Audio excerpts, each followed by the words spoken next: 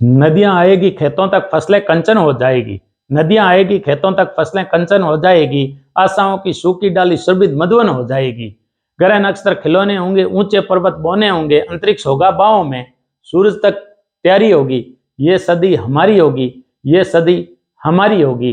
2023 नव वर्ष आप सभी मित्रों के लिए, सभी दोस्तों के लिए, सभी भाई बहनों के लिए शुभ में हो, मंगल में हो। 2023 के नव वर्ष की ढेर सारी शुभकामनाएं। आप उन्नति के पथ पर चलते हुए उन्नति के शिखर को, और वो भी चरमोत्कर्ष सीमा को स्पर्श करें, ऐसी मैं परमपिता परमात्मा से दुआ करता हूं। Good morning India. मैं पीसी सांचोरी नव वर्ष पर आपके सामने जीके विथ मोटिवेशन का जो एपिसोड है वो लेकर के आया हूं। जीके विथ मोटिवेशन में मैं आपको एक आज उस जाबांजी का किस्सा सुनाना चाहता हूं, जिसको यदि सुने तो चीन का राष्ट्रपति शी जिनपिंग भी डर जाएं, वो भी कांप उठें और उसके भी फरफटने लग जाएं। ऐसा एक जाबांजी का किस्सा है। और कहा ऐसा जाता है कि माई एड़ा पूत जन जेड़ा मेजर शैतान सिंह भाटी, माई एड़ा पूत जन जेड़ा major Shaitan Singh Bhati, Xi Jinping सूतो ओज गए जान सिराने साहब, शी जिनपिंग सूतो ओज गए जान सिराने साहब। आज भी यदि वो चीनी उस मेजर शैतान सिंह के बारे में सुनते हैं तो आज भी उनके रोंगटे खड़े हो जाते हैं। आज भी वो उस हार को पचा नहीं पा रहे हैं, आज भी उनकी नींद हराम हो जाती है। वो मेजर शैतान सिंह की कहानी मैं आपके सामने प्रस्तुत कर रहा हूं जीके विद मोटिवेशन के एपिसोड में। मेजर शैतान सिंह का जन्म आज ही के दिन 1 दिसंबर 1924 को जोधपुर जिले के साबांज गांव में एक भाटी राजपूत परिवार में हुआ था। इनके पिताश्री लेफ्टिनेंट हेम सिंह जी एक शूरवीर, एक साहसी, एक जाबांजी के जीते जागते प्रतिमूर्ति थे। प्रथम विश्व युद्ध में फ्रांस में उन्होंने भारतीय सेना की सेवा की थी।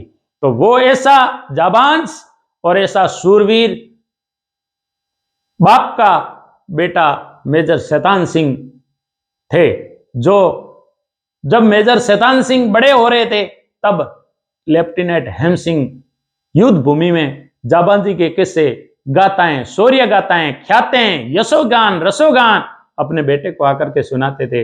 बेटे के अंदर इस मातृभूमि की रक्षा के लिए, इस भारत भूमि की रक्षा के लिए, इस मां की रक्षा के लिए उसके रगों में खून दौड़ रहा था। ऐसे कहते हैं कि वो जब स्कूली दिनों में जब फुटबॉलर खिलाड़ी था, एक फुटबॉल का अच्छा खिलाड़ी था, उस समय भी वो मैदान में आश्चर्यचकित करने वाले कारनामे कर देता था। खिलाड़ी बड़े चकित हो जाते थे, देखते ही देखते वो गोल पोस्ट में दाग देता था। ऐसा अद्भुत साहस का धनी मेजर शैतान सिंह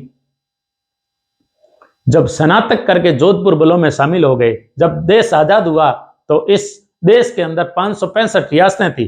565 रियासतों में हमारे राजपूताना में 19 रियासतें, 3 ठिकाने और एक चीफशिप अजमेर था।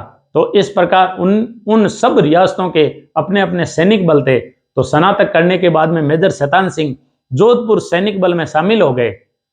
लेकिन जब जोधपुर का विलय भारत में हो गया तब मेजर शैतान सिंह को कुमाऊं रेजिमेंट जो उत्तराखंड में स्थित है, वहां 13वीं बटालियन में सी, जिसे चार्ली कमान कहा जाता है, उनका वहां सैनिक के रूप में उनकी नियुक्ति कर दी गई।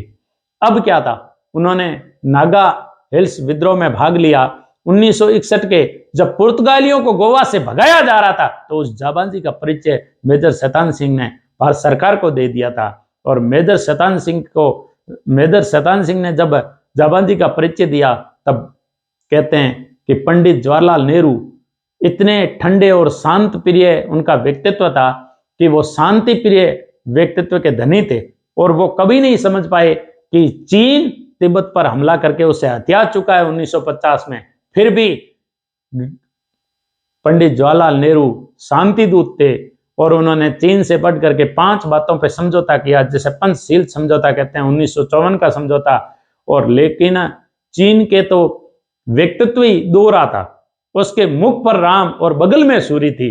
इस बात को कभी भी पंडित जवाहरलाल नेहरू कभी समझ नहीं पाए और पंडित जवाहरलाल नेहरू ने पंचशील समझौता का भरोसा करते हुए चीन के साथ में चीनी हिंदी भाई भाई का नारा दिया।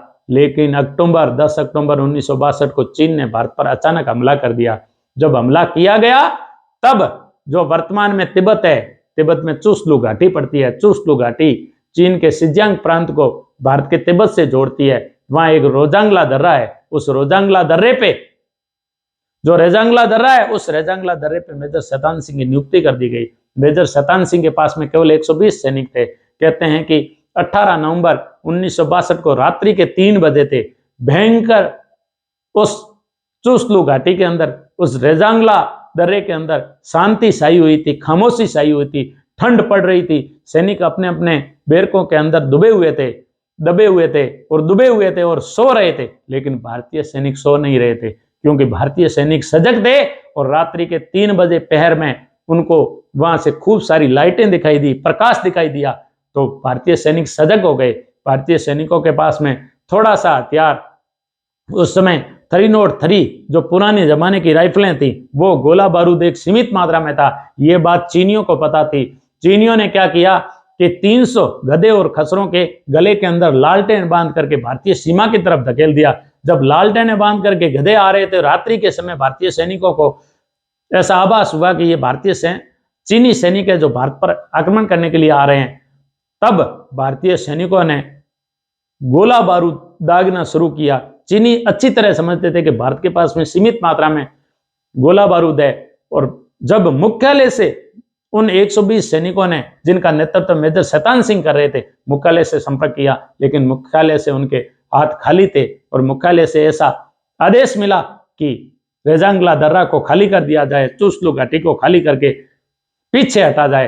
लेकिन मेजर शैतान सिंह को यह नागवार गुजरा। उसने चीन के नापाक इरादों को नेस्ता और नाबूद करने की ठान रखी थी और उसने तय कर लिया था कि इसके नापाक इरादों को मैं नेस्ता नाबूद करके भारत मां का सिर हमेशा के लिए ऊंचा करूंगा। अब क्या था, जब गधे और खच्चर भारत की तरफ बढ़े तो जोर से उन्होंने गोला बारूद दागे और सीमित मात्रा में गोला बारूद थे। लेकिन जब धुआं छटा तब पता चला कि ये चीनियों की चाल थी भारत के गोला बारूद को खत्म करने के लिए। आमने सामने युद्ध के अंदर जब वो चीनी भारत को सैनिकों को मात नहीं दे पाए तो उन्होंने पीछे से हमला किया। कहते हैं कि घाटी के अंदर से हमला किया और 3 से 6 हजार सैनिकों ने एक साथ हमला किया।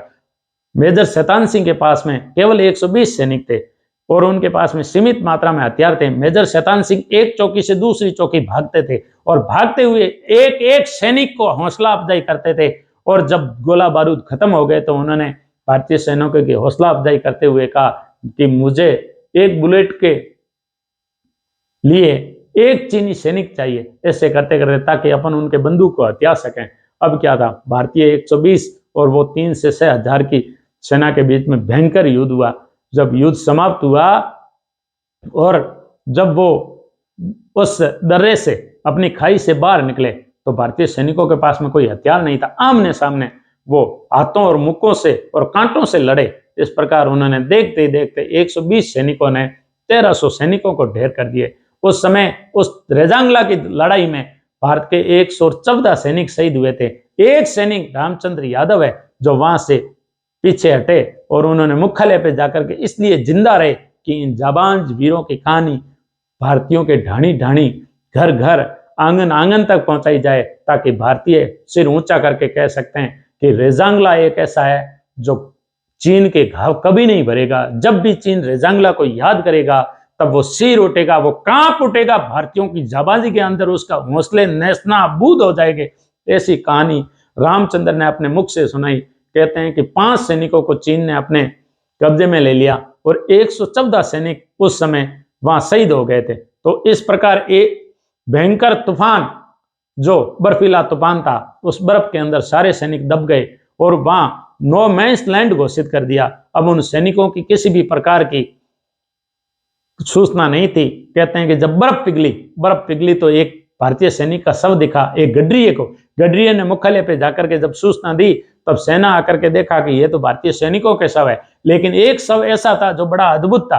कहते हैं कि एक हाथ में ऐसे बंदूक बड़े जोर से थाम रखी थी और पांव के अंदर जो उसकी ट्रिगर से रस्सी बंधी हुई थी, वो ऐसे कस करके बंदी थी कि यदि चीन वाले देख लेते तो वो वापस पीठ बता करके उल्टे मुंह में भाग जाते। इतने उनकी सूरवीरता की जाबाजी की कहानी बताते हैं। कहते हैं कि मेजर शैतान सिंह जब एक चौकी से दूसरी चौकी जाबाजों को, उन सैनिकों को जब वो प्रेरित करने के लिए, मोटिवेटेड करने के लिए एक चौकी से दूसरी चौकी जा रहे थे, तब एक गोली उनके कंधे पे लगी और उनका हाथ लटक गया। हाथ लटकने के बाद में वो पीछे कहाँ हटने वाले थे। दो सैनिकों ने उन्हें उठा करके सुरक्षित स्थान पर ले जाने को कहा, तो वो सुरक्षित स्थान पर जाने के बाद में एक पहाड़ी के पीछे जाकर के उन्होंने कहा कि हाथ को साइड में रहने दो और मेरी जो बंदूक है उसकी ट्रिगर से एक रस्सी बांध दो। पांव से रस्सी से ट्रिगर बांध करके उन्होंने चीनी सैनिकों को एक एक चुन चुन करके मारा। ऐसा थे मेजर शैतान सिंह।